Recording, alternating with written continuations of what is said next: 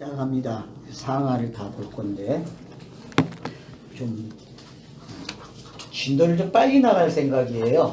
왜냐하면 신명기까지 우리가 공부를 했기 때문에 신명기 관점으로 가야 됩니다. 사무엘에서도 꼭 잊지 마세요. 그러니까 집에서 공부하실 때에도 사무엘서도 신명기 관점에서 봐야 되는구나. 특별히 새 언약 관점에서. 그러니까 이게 지금 땅이 바뀌었다는 걸 기억하셔야 돼요. 이제 강야도 아니고 어느 땅이에요? 가나안 땅이라는 걸 기억하셔야 돼요. 그러니까 이 사무엘서는 이제 우리가 내용을 나가서 보겠지만은 우선 알아야 할 게 사사기에서 문제가 있었죠, 그죠? 사사기에서의 그 큰 장점이 뭐였죠? 성경이 우리에게 던져준 그것이 스스로 왕이 없어가지고 스스로 결정했다라고 하는 시대죠. 분명히 왕이 있었어요. 하나님이 왕이셨잖아요, 그죠? 그래서 이제 여기도 보면은 8장에 가서 사무엘서 8장에 가면은 왕을 요구하는 그런 이유들이 이제 나오기 시작하거든요. 그러니까 그런 관점에서 그러면 이 땅에도 하나님의 통치가 있잖아요. 하나님 나라의 관점에서 우리가 지금 하나님 나라 관점에서 보고 있잖아요.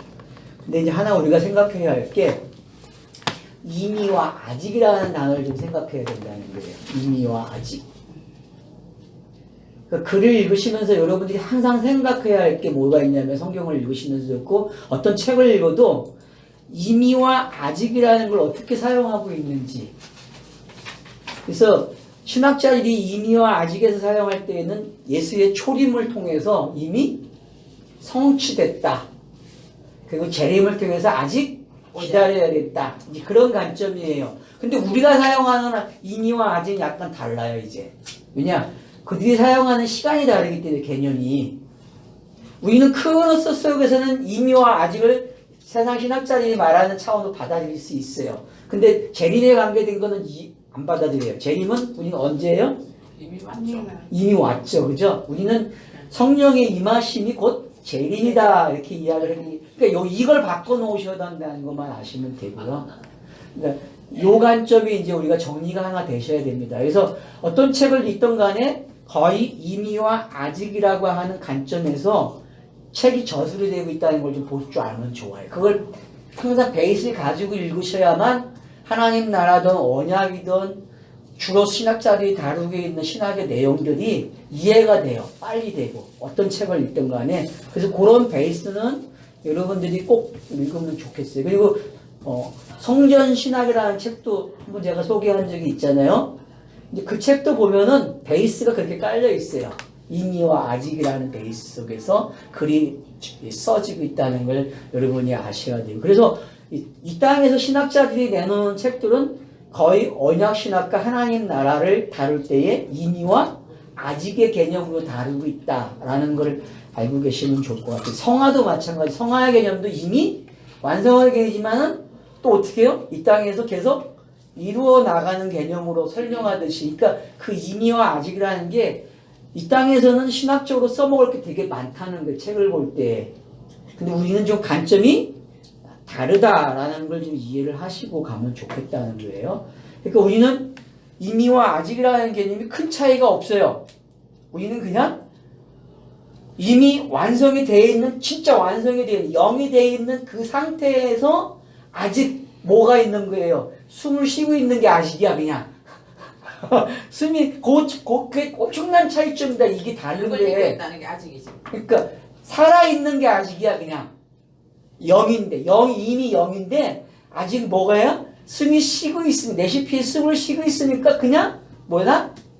이걸 아직이라 그러는구나. 이 현상을. 그러니까 이해하는 차원이 달라요. 그러면 이렇게 이해해도 되겠네요. 예. 우리가 이미 다나토스 했는데, 아직까지 네크로스 하고 있다. 그렇지. 그렇게도 이해가 되죠. 그러니까 좋은 명칭을 그렇게 사용해도 상관은 없다는 거죠. 그러니까 여러분들이 요 정리만 좀 잘 가지고 가시면은 어떤 책을 읽을 때에도 부담 없이 읽어낼 수 있어요. 얘는 이렇게 설명하면 난 이렇게 받아들이면 돼. 그러면 되게 이 책을 이용하기가 되게 쉽다는 거예요. 근데 무조건 나쁜 책이야 이러면 안 된다는 거죠. 그게 아니라 이 사람들이 하고 있는 방법을 알면은 그 방법을 내 거로 바꾸는 방법만 내가 알면 된다는 거예요. 그러면 여러분들이 좋은 책을 가지고 있으면은 그 좋은 책에다가 얼마든지 내가 얹어서 사용할 수 있다는 거야. 근데 학자들이 되게 잘 해놨어요. 그 사람이 히브리어 전문가야. 걔네들은 뭐 히브리어를 다 외우고 있는 사람들인데 학자들은 히브리어 성경을 외우고 있어요. 그러니까 그 정도 우리보다 낫죠. 우리가 암만 낱말 이거 찾아봐야 되지도 않아. 성구사전 정도 갖고는 안 되거든요. 근데 그들은 정말 고고학자부터 시작해서 기가 막히게 연구를 했고 좋은 책들을 많이 읽은 사람들이란 말이에요. 그러면 그들이 가지고 있는 힘을 사용하면 되는 거예요. 그들이 우리에게 업적으로 준 것들을 우리는 사용하면서 거기다가 우리가 가지고 있는 가치관을 얹으면 되는 거예요. 그러면은 자연스럽게 업그레이드된 게 나오는 거잖아요. 그러면 이 교회가 말하고 있는 수준에서 우리는 항상 우회 버전을 가지고 있는 거잖아요. 그러면은 이 책이 버려질 책이 아니라 얼마든지 사용 가능한 책이라는 거죠. 그런 관점에서 제가 이제는 힘을 갖는데 어떤 힘을 가져라?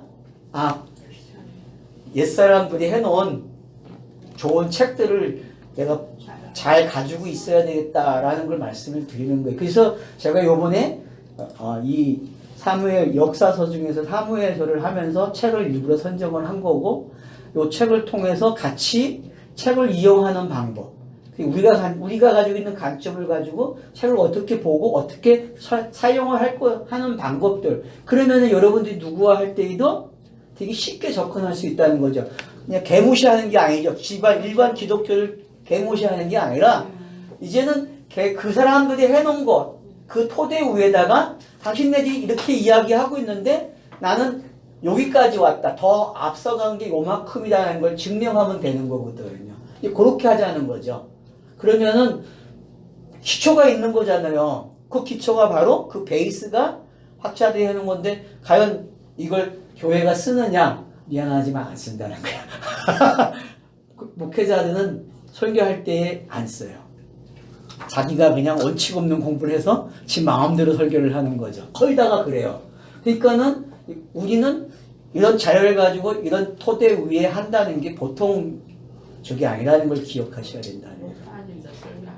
지 맘대로 하는 거지. 지 복음이지. 기초가 없어요, 그들도요. 그러니까 여러분들은 이왕이면 기초도 갖고, 그리고 기초 위에다가 기초가 주는 제공한 그것까지 보는 거죠. 걔네들은 못 봤지만 비슷한 말을 하지만은 그 비슷한 말을 이렇게 말을 바꿔놓는 게 얼마나 어려운 건지. 그래서 말을 배운다는 게, 갓난아이가 말을 배운다는 게 어떤 건지 알겠더라고요. 그 엄마의 수준, 가정의 수준만큼 배우는 거 아니에요, 그 아이는. 근데 요즘은 TV 수준만큼 배우죠. 그래서 엄마를 이기지 항상. 그러니까 시대가 그런 시대예요. 그러니까 자료는 차고 넘친다는 거죠. 근데 문제는 본인들이 가정에서 이 수준을 못 넘어서는 거야. 자기 가정의 수준을 넘어서서야, 알았죠? 넘어서서 사회성을 갖는 그런 단계까지 오면은 수준이 업그레이드 되는 거죠. 그래서 제가 왜 이렇게 하는지 이해가 되죠. 그러니까 창세기를 하고 신명기를 하고 그리고 이제 이 사무엘서로 오는 이유를 알겠죠. 여러분들이 가지고 있는 기초가 대단하다는 거 인정하셔야 됩니다. 예? 이제는 여러분들이 나툴팔이 아니에요. 이제는 나름대로 본인들이 가지고 있는 신학이 있고 본인들이 성경을 보는 관점이 생긴 사람들이에요. 그래서 좀 자신을 업그레이드 됐다는 걸 인정하시고, 그런 상황에서 이제 좀 느긋하게 성경을 좀 멀찌감치 보는 거예요. 지금은 안에 들어가서 보는 게 아니라 좀 빠져나온 상태에서 본문을 보는 거예요. 그러면 여러분 본문이 어떻게 보일 것 같아요? 역사적인 사건에서 인물로 보여지고 어떤 사건으로 이야기되고 그렇게 재미나는 이야기였잖아요. 그죠? 책들이. 근데 그런 책들이 뭘로 바뀌어요, 이제는? 그 책 위에서 이야기하고자 하는, 인물들이 설명하고자 하는, 또 장소가 설명하고자 하는 그 내용들이 바로 하늘의 이야기라는 걸 보게 된다는 거죠. 그래서 하늘의 관점으로 옮겨 놓는 거를 이제 우리는 해야 된다는 거죠. 그런 관점이 이제 사무엘서부터 시작이 된다. 그렇게 보시면 좋을 것 같아요. 그래서 제가 왜 이 책에서 보자 하는 게 재밌는 게, 옛 질서의 종말 처음에 다룰 때 이렇게 다루거든요. 이 사람이 책에서 사무엘서를 시작하면서 첫 제목이면 다윗 이스라엘에 기적해놓고서 1-1 해놓고 옛질서의 종말 그래요. 그러면 옛질서의 종말은 사사기에서 나오는 종말이 뭔지 설명하는 거죠. 사사기가 어떤 거였어요? 왕 없이 그냥 암흑시대. 사사가 통치해주는 그런 시대잖아요. 그래서 결국은 뭘 요구해요? 사사 시대에서 왕을 요구하는 시대로 넘어오는 거. 그래서 한 시대가 종말이 오는 거죠. 그죠? 한 시대가 종말이 되고 한 시대로 넘어가는 거죠. 그럼 우리도 무대부흥 시절 이전에 뭘로 봐요? 무대부흥 이전의 시대는 중세. 예, 중세, 암흑시대. 예, 암흑시대로 보고 있잖아요. 그와 같은 거예요. 그러니까. 성경에도 암흑시대가 있었는데, 문자적으로 봤을 때는 암흑시대였지만, 우리는 이미 여호수아부터 뭘로 보고 있어요? 여호수아서부터 이미 가나안 땅에서 일어나는 일이죠. 그럼 가나안 땅에서 일어나는 무슨 일이에요? 천국 생활이잖아요. 영적 생활이잖아요. 그쵸?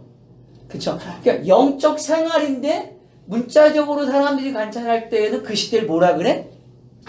암흑 시대라고 한단 말이에요. 그러면 이제 이 차이점을 알게 되겠죠. 아, 신명기적 관점이 없는 사람들이 보는 관점은 뭐다? 암흑 시대라고 이야기하지만 우리는 암흑 시대가 아니고 뭐라고 한다? 하나님의 나라가 어떻게 내 안에 침투해 들어오는지. 그래서 영이 되는 게 어떤 건지를 계속 설명해 주고 있다는 거죠. 이 땅에서 육신이 가지고 있는 사람들이 영이 되는 걸 경험하는 거예요. 계속. 그걸 하람이라고 표현했잖아요. 신명기에서는. 그러니까 하람이 계속 일어나는 거죠. 그러니까 사사기는 하람이 참 잘 일어난 성경이에요. 여러분. 맞죠? 사사기는 엄청나게 하람이 잘 일어난 거예요. 바로 불 받고. 그런 시대에서 이제 왕권으로 넘어오는 게 어떤 건지 그 문제 알게 될 거예요. 그래서 여러분이 엘리의 가정과 한나의 가정이 왜 대치돼서 본문이 나오는지 아셔야 돼요. 그래서 하람이라는 것이 어떻게 엘리와 한나의 가정을 통해서 등장하고 있는지를 보실 수 있으면 좋겠어요. 관점을. 그러면 여러분들이 이 저자가 이야기하는 옛 질서의 종말이라는 개념을 좀 폭넓게 이해하는 거죠. 그러니까 옛 질서의 종말이라는 게 이제 뭔지 알겠죠? 그러니까 이 문자적인 이야기 속에서 사무엘서에서는 옛적인 종말이 엘리 가정이 뭐예요? 예정이 종말이에요. 종말이죠. 그렇죠? 엘리 가정이 종말이죠. 그러면 우리는 그걸 뭐라 그래요? 율법이 하람을 시키는 이야기죠. 그죠? 율법이. 이 설정을 여러분들이 가져가시면 되는 거예요. 그러니까 이 책이 대단한 정보를 주고 있다는 거예요. 무슨 얘기인지 알겠죠? 저는 그렇게 이 책을 이용한단 말이에요. 제가 공부하는 방법은. 그러니까 좋은 책들은 정말 우리가 이용하기 좋게끔 해놨어요. 좋은 책들은요. 제가 보는 좋은 책들. 그걸 잘 해석해야 되는데 우리 해석이 잘 안 되니까. 보니까 이게 맞는 말인데 그런 것들이 있더라고요. 네. 책을 내가 네. 뒤져보니까 이스라엘 역사 같은 데도 보고 사무엘 네. 다윗에 이게 맞는 거구나. 이게 이제 대체로 이렇게 되어지고 근데 있다는 알고 거죠. 한 건 아니다 아닙니까? 그- 그것들이. 아니, 말만 다른 거죠. 그래. 말을 배우기를 어떤 말을 배웠어요? 자기들끼리 쓰는 땅적인 표현의 언어를 썼고 우리는 뜻이 다르다. 그 언어를 하늘의 언어로 바꿔 쓰는 거죠. 그러니까 말은 같은데 뜻이 다르다. 그렇죠. 네. 이 그거를 이제 알아야 된다는 거예요. 그래서 이 바로 이 사람들도 바르게 이렇게 적어놨는데 이 사람들의 생각이 다르다는 거죠. 우리와. 그래서 뒤에까지 못 왔어. 앞에서 멈췄어. 문법적인, 문학적인 그런 문학적인 관점으로 관점에서 이제 멈췄어. 보고. 그러니까 보는 시각으로만 보는 거라. 그렇죠. 네. 보여주는 네. 대로만. 보여지는 거에만 보기 때문에 책을 그렇게 그러니까 그 보여주는 대로 보는 그 현상을 우리는 뭐라 그래요? 율법이 하람을 일으키는 거다. 이제 그렇게 봐야죠. 이제 그렇게 여러분들이 바꿔놓는 거야. 네. 이제 그게 되는 사람은 이제 그러면은 그 내용을 진위로 들여다볼 수 있는 사람들이죠. 신명기에서 우리가 터득한 게 그거기 때문에 그걸 여러분들이 잘 가져가셔야 돼요. 그 관점을. 말은 말을 하는데 이해가 안 가지. 자, 그 다음에 이제 두 번째 이사야가 다른 게 새로운 구속사라 그래요. 이게 종말이 왔으니까 어떻게 해야 돼요? 새로운 구속사를 달아야 되잖아요. 그죠? 그러니까 그러면 보세요. 옛 시대의 종말과 새 시대의 구속이다. 이 패러다임은 이미 성경이 가지고 있는 패러다임이죠. 창세기 1장부터 가지고 있는 패러다임이잖아요. 그러니까 베리스트의 그 언약은 이거잖아요. 옛 시대를 종말하고 새 시대를 열어주겠다는 거잖아요. 그렇죠? 그러니까 이미와 아직도 이 방법이거든요. 그러니까 항상 성경은 옛 시대를 종말시키고 새 시대를 열어주는 이야기로 가고 있잖아요. 성경 구성이 계속 그렇게 흘러가고 있는 거잖아요. 1절부터 그렇죠. 그러니까 그게 여러분들이 익숙해져야 된다는 거죠. 그러니까 이 사람이 잘 본 거예요. 학자들이 이 문대적인 성경을 보고 있는 사람들은 이런 걸 잘해요. 언약적인 성경을 가지고 있는 관점, 이 땅에서 가지고 있는 신학자들도 이런 부분들은 잘 다루고 있다는 거예요. 그래서 이 사람들이 사용하고 있는 이 새로운 구속사, 그러니까 다시 말해서 엘리의 가정에서 그걸 벗어나는 한나의 가정이 나오고 한나에서 사무엘이 태어남으로써 하나님께서 새로운 역사를 열어주는 이야기로 이게 수평적으로 볼 때 그렇게 나타나는 거잖아요. 그죠? 크로노스 시간 속에서는. 근데 우리는 이제 그걸 동시에 보고 있는 거죠. 자, 한나의 가정과 엘리의 가정. 이게 쌍태의 모습이죠. 네. 이제 여러분은 그냥 이런 거 나오면 그냥 거저 먹어야 돼. 이건 쌍태구나. 이게 한 사건이 하나의 이야기네. 이렇게 가야 된다는 거예요. 그러면 여러분 지금 창세기 1장 사무엘에서 공부 다 한 거야. 이 관점이 생기면은. 왜냐하면 다윗, 사울 그러면 이것도 쌍태의 이야기야. 그러니까 성경이 왜 이렇게 가는지, 그러면 창세기에서 왜 2장 3장에서 선악과가 나왔는지 이제 알게 되는 거죠. 이 두 흐름이 같이 가는 거예요. 저녁이 있고 아침이 있는 거. 이 상황이 계속 가는구나. 이야기 속에. 그러면 이제 성경 저자들이 당연한 어떤 가지고 있는 통일성의 원리. 그 통일성이 뭐예요? 쌍태 이야기구나. 둘의 이야기처럼 보이고 두 사람 이야기인데, 하나는 나쁜 이야기, 하나는 좋은 이야기인데, 이걸 성경은 하나로 가져가는 이야기로 보라고 그러는구나. S하고 야곱. 그쵸. 그런 장점이 지금 여기에 그대로 들어와 있다는 거죠. 그러니까 우린 창세기하고 신명기를 했기 때문에 쉽게 먹을 수 있는 거야, 그냥. 사무엘서가 어려운 게 아니라 아주 쉬운 책이야. 너무나 설명이 잘 되어 있는 책이야. 왜냐하면 건너뛰기 식었어요. 여태껏 설명은 창세기에서는 구체적인 설명이 아니라 그냥 어떤 설정이 어떻게 앞으로 성경이 된다는 것만 가르쳐 준 거예요.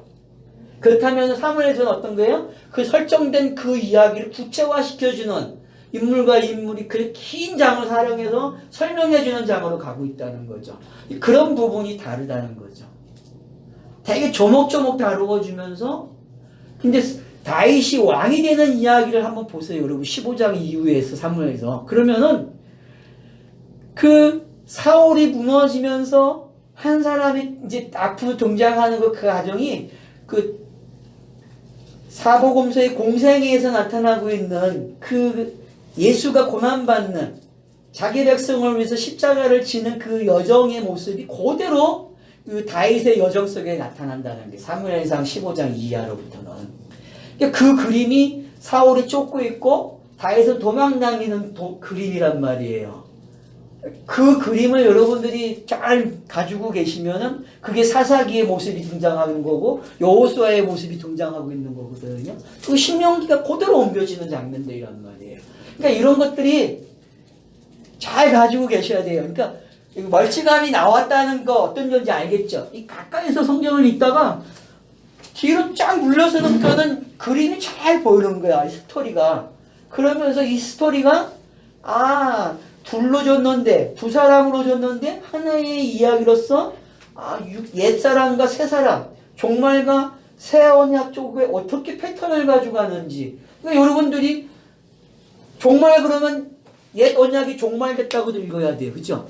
맞잖아요. 그리고 새로운 구속사 그러면은 새 언약이 시작되는 거야, 그냥. 그렇게 읽을 수 있어야만 글 읽기가 잘하는 사람이란 말이야. 책을 읽어도. 여러분들이 어떤 사람의 책을 읽을 때에 지금 제가 얘기하는 이런 지식들을 가지고 있으면 이런 지식을 가지고 책을 접근하면 되게 쉽게 책이 읽어진다는 게 그리고 다 안 읽어도 돼. 그래서 제목만 보면은 이 사람이 어떻게 글을 쓰는지 다 나타나 그냥.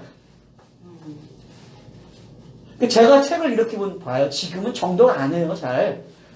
정독할 때가 있어요. 왜? 아, 이 사람이 정말 말하고 싶은 게 나오면 그때 내가 정독을 해요.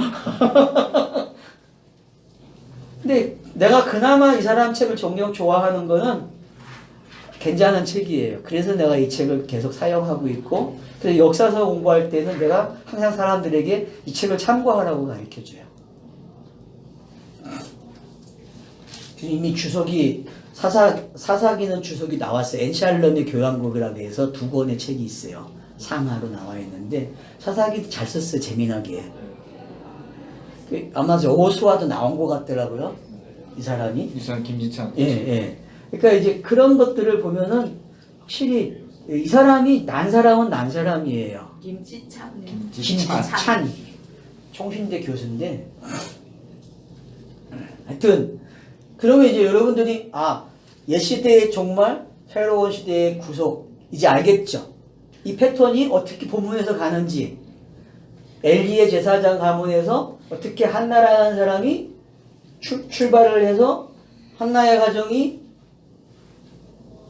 남편이 있는데 남편이 여자가 둘이죠. 이것도 재밌는 이야기예요. 하나는 아이가 있고 하나는 아이가 없고 그 불임의 여자가 아이를 갖게 되는 이야기로 출발을 하는 거예요. 그러면 여러분 종말이 뭐고 구속이 뭔지 이 한나라는 여자를 통해서 나타나고 있죠.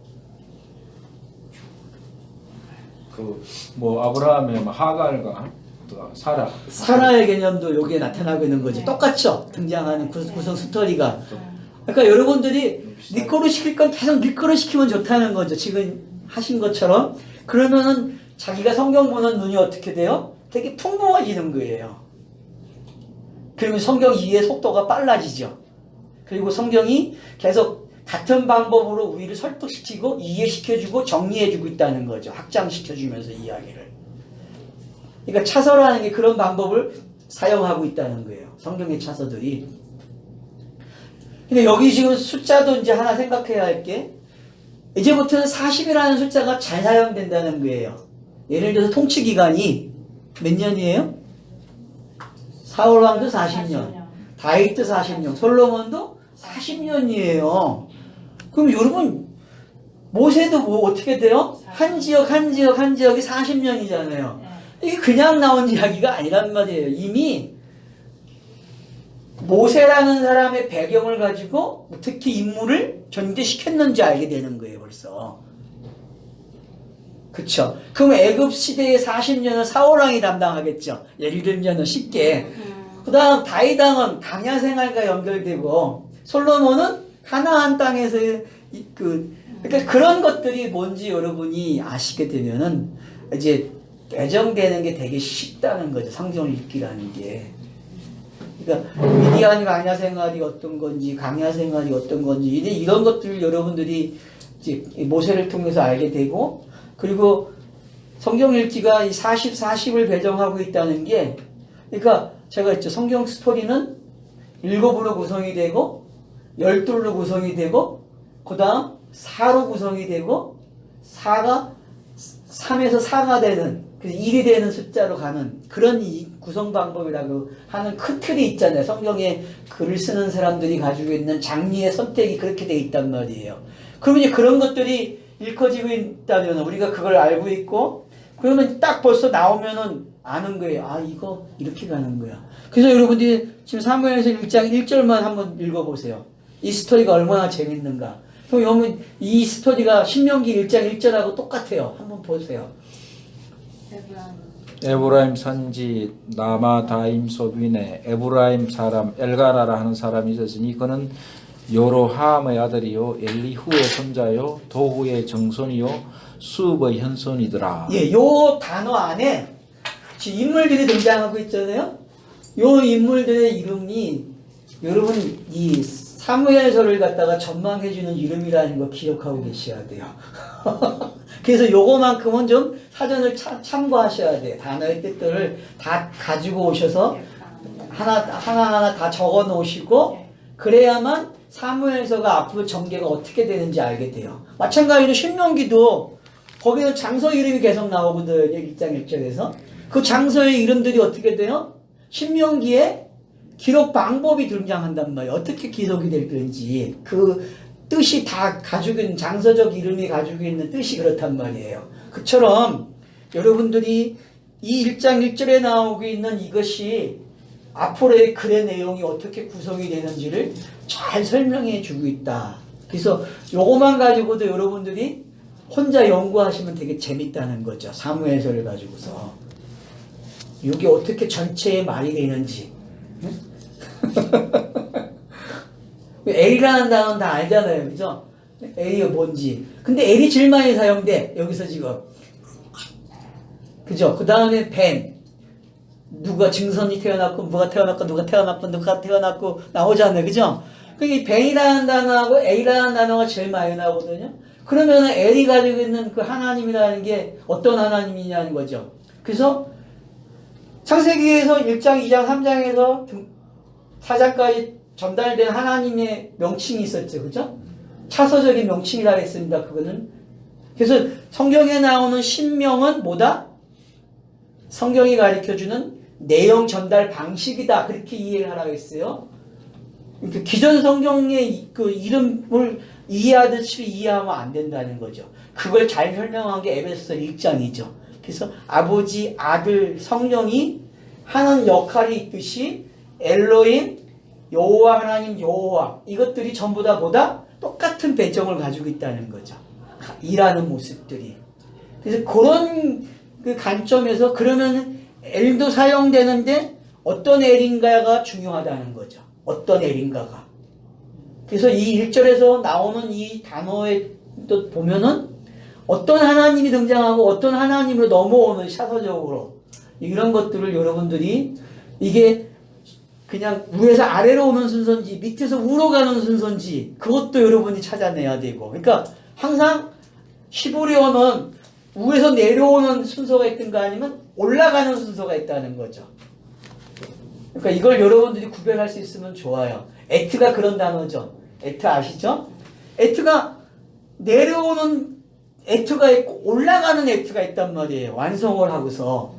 그러니까 꼭 여러분이 에트를 보실 때에 사전을 참고하실 때에도 에트라는 놈이 올라가는 건지 내려오는 건지를 아셔야 돼요. 그래서 하늘의 뜻이 시작되면 내려오는 거예요. 근데 땅에서 완성되는 어떻게 돼요? 올라가는 이야기 에트가 사용된단 말이에요. 그러니까 그걸 여러분들이 내용상에서도 구별하면 좋을 듯이 마찬가지로 이 A라는 단어가 벤을 태어나게 해서 어떻게 내려오는 과정인지 올라가는 과정인지 이게 다 들어있는지 여러분들이 보셔야 된다는 거죠. 그러면은 이제 사무엘서가 결정되는 게 어떻게 읽어야 되는지. 가나안 땅은요 올라가는 이야기예요. 가나안 땅은 이미 내려온 이야기거든요. 내려와가지고 시작되는 게 가나안 땅의 이야기란 말이에요. 이미 완성된 상태에서 하나하나 개인들이 어떻게 해요? 개인들이 진짜 뼈가 사무실 정도로 성경이 인지되고 볶아먹고 씹어먹을 정도로 그 정도의 상태로 되어지어서 올라가는 이야기란 말이에요. 그러니까 사무엘에서는 여러분 느낌을 어떻게 가져라? 올라가는 이야기입니다. 올라가는 이야기. 그걸 되게 구체화시키고 있구나. 인물들을 통해서. 그렇게 여러분들이 이해를 하시면 좋을 것 같아요. 그래서 왜 예치서의 종말이고 먼저 시작이 되고 그리고 그 새로운 구속사가 시작되는지 이해가 된다는 거죠. 그런 차원에서 보면은. 이런 관점에서 여러분들이 엘리의 가정과 한나의 가정이 어떻게. 그래서 여러분 엘리의 가정에서의 유명한 단어 뽑으면 뭐죠? 제사. 아니죠. 엘리 제사나. 이가분. 영광이 떠났다. 네. 떠났다. 목이 부러져. 사무엘의 가정, 한나의 가정에서는 뭐죠? 한나의 가정에서 여러분 중심 단어, 사무엘의 중심 단어, 엘리의 에베네세. 예. 여러분들이 선정을 하시면 좋아요. 앞으로 아 사무엘에겐 어떤 단어가 맞고 엘리의 가정에는 어떤 것이 맞는지. 그래서 예체스의 종말을 가리키는 단어는 이가 보시고, 예? 새 질서는 뭐예요? 에베네셀로 갈 수 있다는 거죠. 그러니까 예를 들어서 마태복음에서도 예수의 단어를 해석해 주죠. 그다음 임마누엘도 해석을 해주잖아요. 그러니까 해석되는 단어는 중요시 보다는 거야. 앞으로 성경 읽기에서 억지로 사전을 찾을 이유가 없다는 거야. 나머지는 다 그냥 읽어내면 되는데 그 중에서 저자가 확인시켜주는 단어가 있다는 거야. 그 단어는 잊으면 안 돼. 마가복음에도 여러분 아랍어로 직접 달리다고 뭐 해서 일어나라 또 있죠? 엘로이 나와 사박다. 그러고 말고 또 달리다 열려라 에바다. 에바다. 예. 이 두 단어가 사용되고 있는 거 아시잖아요.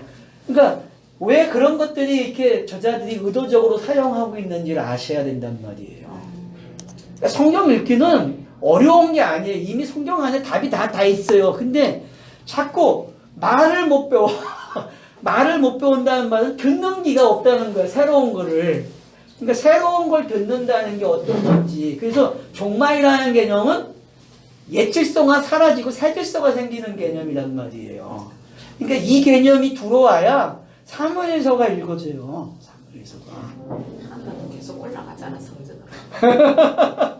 올라가잖아. 한나가 성전으로 자꾸 올라오래다 안 가다만. 자 이제 그러면은 옛 질서의 종말과 새 질서가 어떻게 오는지. 그러니까 히브리서도 요구죠. 히브리서도 옛 언약이 없어지고 새 언약으로 오는 이야기. 성경 전체가 이 이야기란 말이에요. 큰 흐름을 여러분들이 구조를 좀 가지면 좋을 것 같아요. 그래서 이제 이 사람이 오늘 시작 그렇게 해놓고 이제 이 2단원에서 이제 사무엘서 1장을 다루기 시작하는 거예요. 시작의 고동 그러거든요. 문학적 단어죠, 그죠? 시작의 고동. 글을 잘 쓰는 사람들은 비유적인 언어를 갖다가 사용한단 말이에요. 그래서 시작이 고동을 치긋는 거야. 그러면 고동이 뭐예요, 여러분? 잘 안 쓰는 거네. 백고동이라잖아요. 백고동. 오, 책을 많이 읽었어요. 전한다. 그러니까 나팔 이게 부르는 배와 관계된 거란 말이에요. 네, 나팔 그러니까 이제 부르는 시작됐다. 출발한다. 시작하는 거. 그래서 여인의 기도로 이제 시작을 하는 거예요. 그래서 여러분들이 사무엘서 1장, 2장의 느낌이 여러분 누가복음 1장, 2장까지의 느낌이 와야 돼요. 그 누가복음하고 제일 닮은 데가 어디냐면 사무엘서 1장, 2장이에요. 꼭 잊지 마세요. 그러니까 누가복음과 친척이 어디 있다 구약에? 1장, 2절에 예, 바로 사무엘상 1장, 2장이 닮았다. 같이 구조가 되어 있다는 걸 잊지 말란 말이에요. 거기 기도 누가 보면 기도 나오고 예. 뭐 이런 예, 기도가 찬양이 세 개의 나오고. 기도가 나오죠, 그죠? 그러니까 그게 왜 나오는지 알겠죠? 바로 이 한나의 기도가 마리아의 기도로 가게 되고 한나의 기도가 되고 또 누구죠? 그 사가랴. 사가랴의 기도가 되고 이런 게 되는 거예요. 그러니까 우리가 이제 이런 큰 그 그림을 가지고 있어야 아 이게 이렇게 연결이 되어 있는 이렇게 성경이 해석이 되는구나라는 걸 알게 되는 거죠. 이 책에 다 있어요 지금. 여러분은 안 읽어와서 지금 아 모르는 거야. 저는 이 책을 읽어놨기 때문에 이 책에 이미 그렇게 줄을 그어놨어요. 그러니까 되게 잘 해놨다는 거잖아요 책들이. 근데 너무 무시해. 우리 쪽에 넘어온 사람들이 세상에. 난 그걸 보면서 아 이 사람들이 기초도 없이 만약 무시한다고. 절대 무시하면 안 됩니다. 무시하는 게 아니라 몰라서 그렇죠. 읽어봐도 잘 내용 모르겠. 자 그래서 이제 여인의 기도가 왜 시작되는지가 알아야 되겠죠, 그죠? 그래서 한번 봅시다. 1절로. 자, 그럼 이제 여러분 에브라임 산지가 있어요. 에브라임은 여러분 12지파에서 나중에 들어간 12지파죠? 요셉으로 인해서. 네. 그죠? 그러니까 여러분 에브라임의 뜻이 뭐죠? 좋아요. 에브라임의 또 2배. 2배. 그래서 여러분 창세기 49장에 보면 요셉의 축복에서 다 울타리를 넘어가는 축복이 있잖아요. 그걸 제가 2배라 그랬잖아요. 기억하시는지 모르겠어요. 자, 그러니까 에브라임은 장자가 되는 이야기란 말이에요. 차자인데 므낫세가 장자인데 성경이 바꿔놓는단 말이에요. 근데 그걸 누가 해요? 야곱이 축복하면서 손을 바꿔버린단 말이에요. 손을. 그 장면이 그대로 지금 이 에브라임이라는 단어 속에 들어와 있는 거죠. 그러니까 에브라임 그러면 여러분은 2배 받은 사람의 이야기구나. 그러면 2배 가진 가정이 어떤 건지 알겠죠. 그러면 이제 어떤 열매가 이야기되고 있을까? 열매가 있으려니까 열매가 없는 거로 시작을 해야 되죠. 열매가 있는 건 뭐예요? 그건 짝퉁이야. 맞잖아요. 그러면은 불인나는 뭐예요? 결국 불인나가 등장을 하는데 보세요 이제 에브라임 산지에 그것도 그러면 에브라임 사람들이 사는 데는 다 어디다? 산지라는 걸 알고 있어야 된다는 거죠. 그리고 블레셋의 경계가 되고 있는 땅이에요. 그러니까 에브라임이 무너지면요 결국은 이스라엘이 공격을 무너지는 거예요. 누구와 관계돼서? 블레셋과 관계돼서. 그러면 여러분 앞으로의 이야기가 계속 누구와 관계돼 있어요? 블레셋과 관계돼 있잖아요. 그러니까 왜 에브라임 옆에 블레셋을 뒀는지 이제 좀 이해를 하셔야 돼요. 그리고 이 블레셋은 창세기에서 나오는 그 블레셋이 아니라는 건 알고 계셔야 돼요. 고고학적으로 이미 증명이 됐기 때문에. 이들은 여러분 그 바이킹족 같은 거 알죠? 네. 그러니까 바이킹족 같은 것들이에요. 이 블레셋이. 그래서 정착하는 정착민들이 아니라 이스라엘이 추수할 때만 오는 거야. 그게 사사기의 특징이죠. 사사기는 곡식을 추수할 때 등장을 해. 적군들이 항상. 그러면 보세요. 성경도 왜 적군이 등장하죠? 우리를 하람시키는 거잖아요. 종말을 가르쳐주기 위해서. 똑같은 장면들이 묘사되고 있다는 거예요. 이 스토리가. 그런 걸 여러분이 인지를 하시란 말이에요. 그러니까 자연적인 걸 가지고 성경 읽기에서 어떻게 해야 되는지 역사적으로 이런 흐름이 있었는데 이 흐름이 우리에게 하늘을 뭘로 설명하기 위해서 이런 걸 글로 설명하고 선택을 했는지를 이해를 하시게 되면은 이해 방법이 달라진다는 거예요.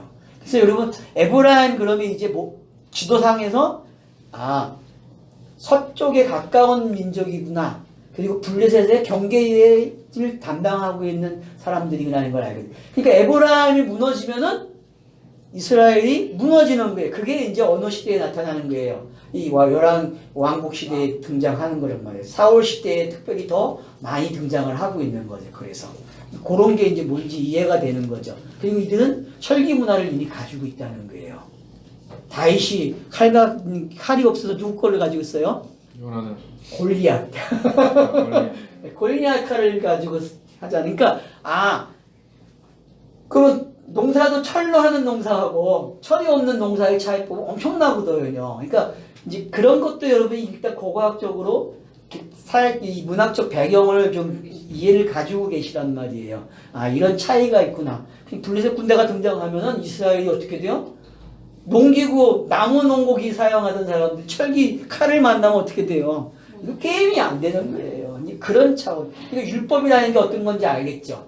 블레셋이 가지고 있는 그 율법이 나무를 어떻게 해요?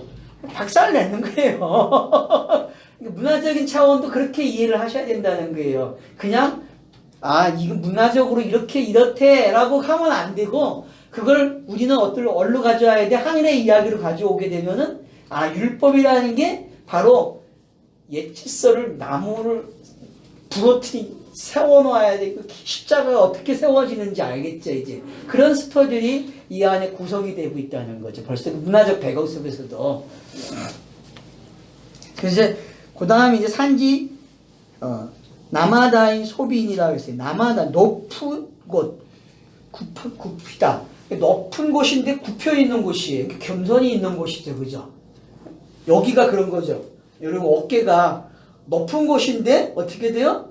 이 굽어지는 이런 능선이 있듯이 에브라임이 가지고 있는 산지는 골짜기가 많은 산지이기 때문에 그걸 여러분들이 좀 기억하면 좋을 것 같아요. 그래서 에브라임 사람 엘가나라 하는, 자, 엘가나라는 뜻이 뭐예요? 하나님의 도우심. 뭐 하나님의 도우심도 있고 소유라는 개념도 소유, 있고, 소유, 하나님의 예, 소유. 소유죠. 그러니까 여러분들이 엘가나 그러면은 하나님의 소유. 소유라는 개념.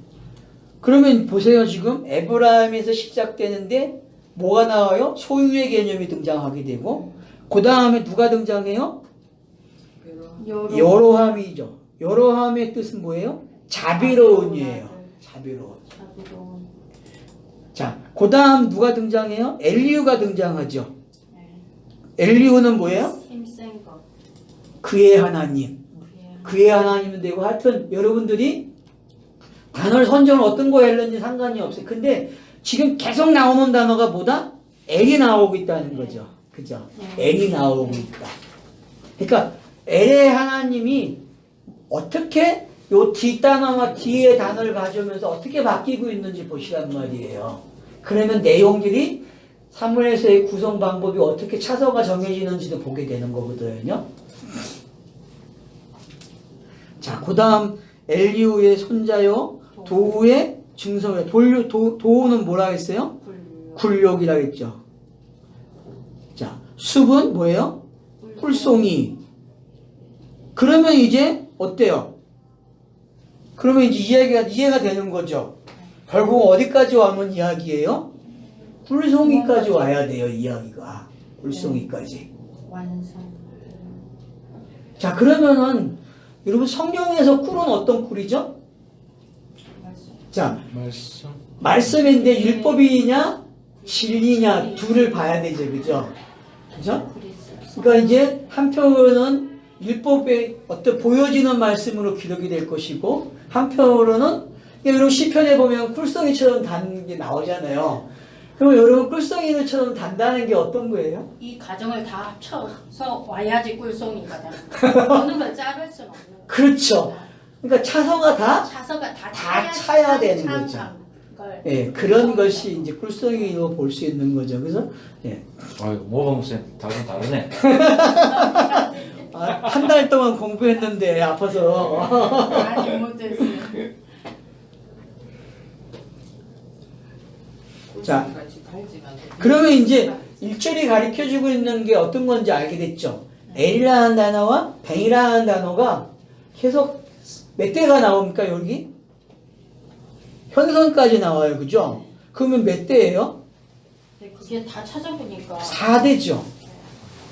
오손이네. 아들, 손자, 정손, 현손. 네, 오손이 5선까지는 등장하는 거죠. 본인이도 시작하면. 그러니까 5선이 등장한다는 거는 여러분 그러면 10계명의 반이잖아요. 그냥 일단 쉽게 생각했어요. 10계명의 반. 그러면 이 반은 끝났고 반이 가지고 하나를 설명하겠다는 얘기잖아요. 사랑 이야기로 오는 이야기잖아요. 그냥 꿀송이는 뭐다? 결국 사랑이라는 거죠. 사랑. 네.